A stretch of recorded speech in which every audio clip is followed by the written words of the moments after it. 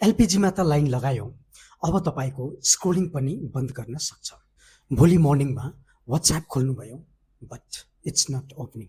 तपाईँले सोच्नुहुन्छ net problem, but what if problem तपाईँको फोनमा होइन?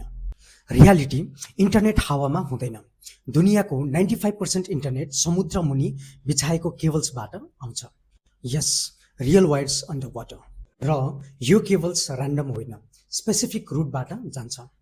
जस्तै स्ट्रेट अफ हार्मोज, यो ओइल रुट मात्र होइन, डिजिटल चोक पोइन्ट पनि हो। यदि कोही कन्ट्री जस्तै इरानले यो केबल्सलाई ड्यामेज गर्यो भने मिसाइल पनि चाहिँदैन, सिपको एङ्करले पनि एनफ हुन्छ। हाफ दुनियाँ नै अफलाइन जस्तो फिल हुन्छ।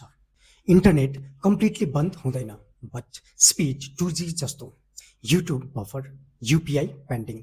इन्डियालाई ब्याकअप रुट्स छ, जस्तै युरोप इन्डिया गेटवे र सिङ्गापुर रुट्स।